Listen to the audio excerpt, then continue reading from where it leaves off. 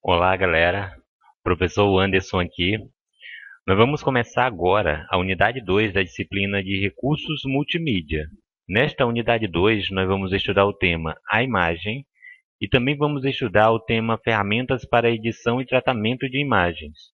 Nesta unidade, vocês irão aprender conceitos sobre imagem digital e suas características e também irão compreender as principais funcionalidades e opções de edição e tratamento de imagens do aplicativo Photoshop. Então vamos começar.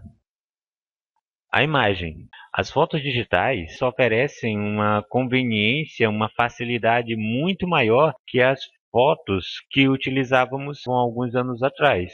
Hoje a gente já consegue visualizar o resultado instantaneamente, a gente não precisa gastar com filmes e a revelação, a impressão das fotos hoje é muito mais fácil que anos atrás.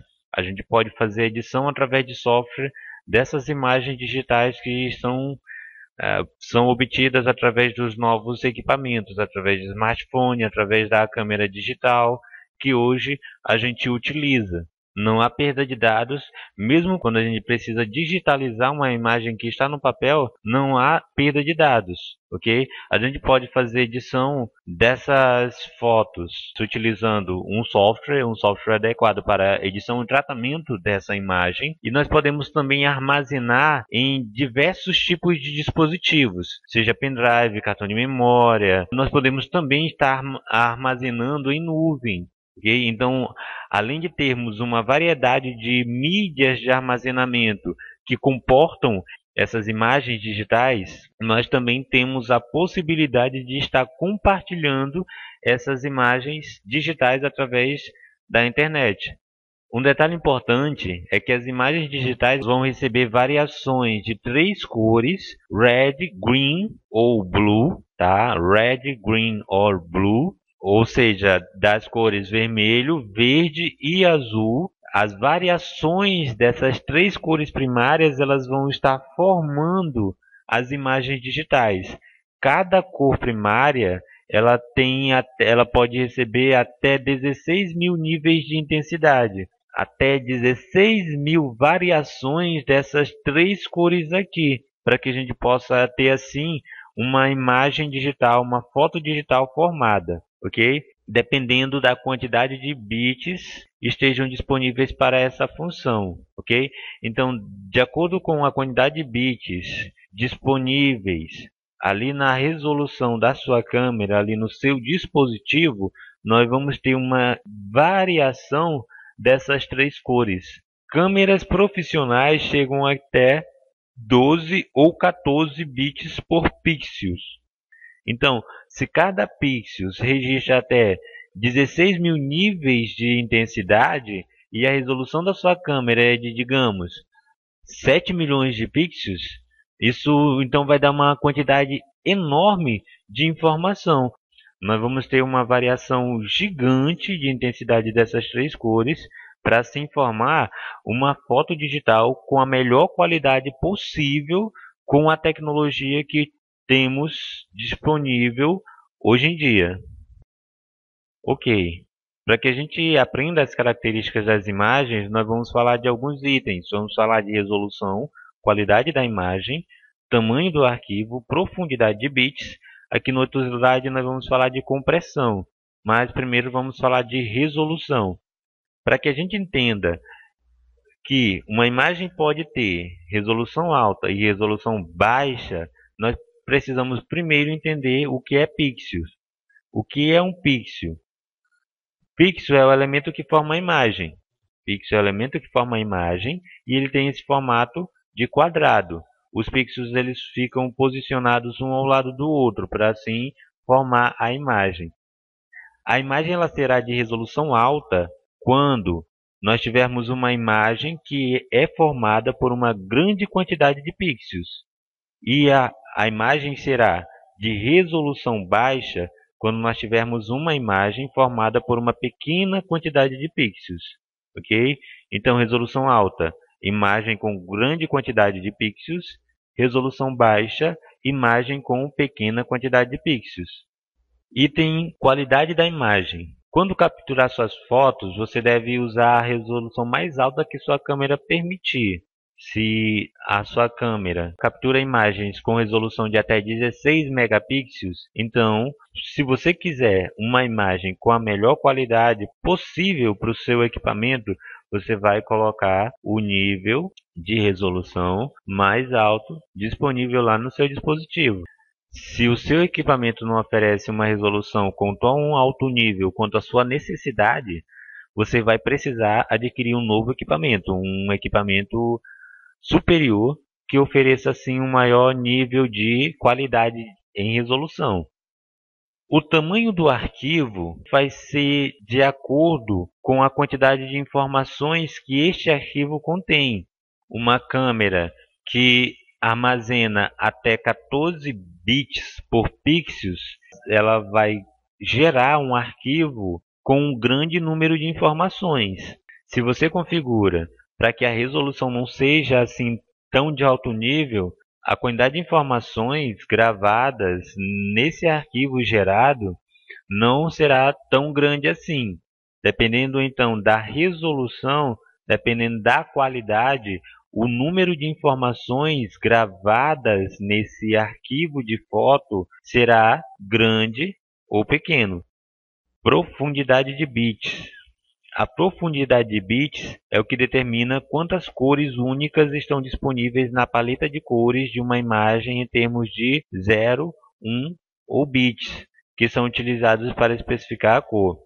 A maioria das imagens coloridas vem de câmeras digitais que têm 8 bits por canal, e então elas podem usar um total de 0 e 1 para representar suas cores. Isso dá 256 valores de intensidade diferentes para cada cor primária. 8 bits. Nós já sabemos que os bits eles variam 0 e 1. 2, base 2 do sistema de numeração binário elevado a 8, elevado à oitava potência, nós vamos ter o total de 256 valores de intensidade diferentes para cada cor. São 256 variações de intensidade diferentes para cada pixel da sua foto digital. Compressão. O que é compressão? Compressão é uma técnica que garante, mediante a aplicação de algoritmos matemáticos, uma imagem similar à original, mas com um tamanho menor. Nós podemos chamar compressão também de compactação. Tá? O que vai ser? Vai ser uma cópia da imagem com um tamanho menor. Existem diferentes tipos de compactação, existem diferentes tipos de compressão de imagem, assim como existem diferentes tipos de compressão, de compactação de arquivos diversos, tá? Além de compactar a imagem, nós podemos compactar outros tipos de arquivo. Podemos compactar áudio, podemos compactar vídeo, podemos compactar documentos de texto e outros. Eu coloquei RLE, que são as iniciais dessas três palavras do inglês e que representam uma compactação sem perdas, que é suportada por alguns formatos comuns de arquivo do sistema operacional Windows. Também temos o JPEG, JPEG que é a sigla dessas palavras aqui do inglês, e o JPEG ele representa uma compactação com perdas que é suportada pelos formatos de arquivos da linguagem PhotoScript, PDF e TIFF. Um outro tipo de compactação é o ZIP. O ZIP é uma compactação sem perdas, e esse tipo de compactação é suportado pelos formatos de arquivo PDF e TIFF.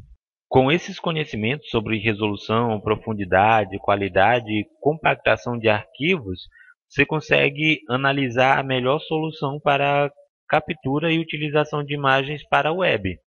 Agora nós vamos estudar um pouco a respeito do Photoshop. O que é o Photoshop? O Photoshop é um dos softwares de edição de imagens mais conhecidos do mercado e ele possui muitos recursos. Nós temos aqui a representação da área de trabalho do Photoshop. Nessa representação a gente consegue ver a janela do documento, tá? A janela do documento nós vamos ter aqui nessa área de trabalho Essas guias, elas são janelas das imagens que estão em edição, das imagens que estão em tratamento. Nós temos também encaixe de painéis recolhidos em ícones. Isso aqui nessa área representada pela letra B. Quando você clica no ícone, o painel vai estar à disposição aqui à direita. À direita, representada então pela letra C. Representado pela letra D, nós temos a barra de menus. Aqui nós temos a barra de menus. Nós temos, abaixo da barra de menus, nós temos a barra de opções. Aqui à esquerda, nessa borda esquerda da área de trabalho, nós temos a paleta de ferramentas. A paleta de ferramentas oferece uma variação enorme de ferramentas, que daqui a pouco nós vamos ver um pouco a respeito dessas ferramentas aqui que compõem essa paleta. Representada pela letra G, nós temos o botão recolher em ícones. Representada pela letra H, nós temos 3 grupos de paletas em encaixe vertical. Avançando, essa paleta de ferramentas oferece ferramentas de seleção. Aqui temos o destaque aqui pela letra A, ferramentas de seleção. Nós temos essas opções. Nós temos as ferramentas de corte e fatia, que são estas aqui, recolhidas nesse ícone, ícone B. Nós temos as ferramentas de medição, que estão recolhidas aqui nesse ícone de letra C. Nós temos as ferramentas de recorte, que estão aqui em destaque, representadas pela letra D. Nós temos as ferramentas de pintura. As ferramentas de pintura, elas ficam aqui organizadas na mesma região das ferramentas de recorte. Nós temos as ferramentas de desenho, elas estão em destaque aqui, representadas pela letra F. E nós temos as ferramentas de navegação, que estão aqui agrupadas e destacadas com a letra G. Quando a gente estiver editando ou tratando uma imagem, nós vamos estar utilizando principalmente essas ferramentas aqui dessa paleta flutuante. Essa paleta flutuante, ela fica disposta aqui à esquerda da área de trabalho do Photoshop. Avançando, dessa paleta de ferramentas, nós vamos ver em particular as ferramentas de seleção, que são recursos para isolar determinadas áreas da imagem para aplicação de comandos, com o objetivo de corrigir imperfeições ou aplicação de um efeito na imagem. Nessas ferramentas de seleção, nós temos a ferramenta letreiro, que está representada aqui nessa ilustração. Nós temos a ferramenta mover, representada aqui nessa ilustração, onde a gente pode estar deslocando uma parte da imagem de um local para outro. Nós temos a ferramenta laço, e a ferramenta laço, diferentemente daqui da ferramenta letreiro, a ferramenta laço ela vai ter uma seleção à mão livre, não é uma seleção em forma retangular ou quadrada como a ferramenta letreiro. Nós vamos poder então estar selecionando objetos que têm formas redondas que não seriam possíveis de se selecionar dessa maneira aqui ilustrada com a ferramenta letreiro. Nós temos também como ferramenta de seleção a ferramenta de seleção rápida. Nós temos também a ferramenta varinha mágica e nós também temos a ferramenta corte demarcado. As ferramentas de seleção têm grande importância para possibilitar as ações de algumas ferramentas do Photoshop. Você pode, por exemplo, selecionar uma parte específica da imagem utilizando a ferramenta de seleção letreiro ou a ferramenta de seleção laço. E a partir disso você pode replicar esse detalhe específico em várias regiões da imagem. Continuando, ferramentas de texto e desenho. As ferramentas de texto e desenho são recursos para inserção de texto nas fotos e criação de elementos vetoriais dentro de uma fotografia ou imagem. Então, destas ferramentas aqui, nós destacamos ferramentas de seleção de demarcador, ferramentas de texto, ferramentas máscara de texto, ferramentas caneta, ferramentas forma e a ferramenta linha, a ferramenta forma personalizada também. Essas ferramentas serão utilizadas quando se tiver necessidade de inserir texto nas imagens ou de fazer um desenho em uma imagem. Por exemplo, você tem uma foto e você quer fazer o contorno dessa foto para assim criar um novo desenho. Você pode utilizar a ferramenta caneta. Só que nós vamos praticar, inclusive agora eu já sugiro esta prática, e com essa prática vocês vão adquirir familiaridade com as ferramentas e a partir de então será possível se aprofundar nestes recursos do Photoshop. Então, como prática, eu indiquei, número 1, vocês irão acessar esse endereço, irão desenvolver, irão praticar o jogo que está disponível nesse endereço para que você possa, assim, ter um controle maior da ferramenta caneta. A ferramenta caneta é uma ferramenta muito importante no Photoshop e em outros aplicativos de edição e tratamento de imagem. Por isso é importante que se alcance o controle dessa ferramenta. Como prática 2, vocês irão acessar esse endereço eletrônico, irão fazer essa atividade que está explicada nesse site, seguindo o passo a passo, e no final irão salvar o trabalho de vocês com este nome, ok? Arte_digital. É muito importante que vocês realizem essas práticas, porque sem essas práticas não será possível aprender a utilizar as ferramentas e dessa forma não será possível a aprofundação desses conteúdos. Então pratiquem, pratiquem. Com isso nós finalizamos a unidade 2. Eu preciso que vocês leiam todo o conteúdo disponível na apostila que está no ambiente do aluno. Eu preciso que vocês também estudem um material complementar que foi indicado e que está disponibilizado também no ambiente do aluno. E se vocês tiverem alguma dúvida, utilizem o fórum de dúvidas, por favor. Então, este foi o conteúdo da unidade 2. Aguardo vocês na próxima unidade, que é a unidade 3. Pratiquem, estudem e até logo. Abraços.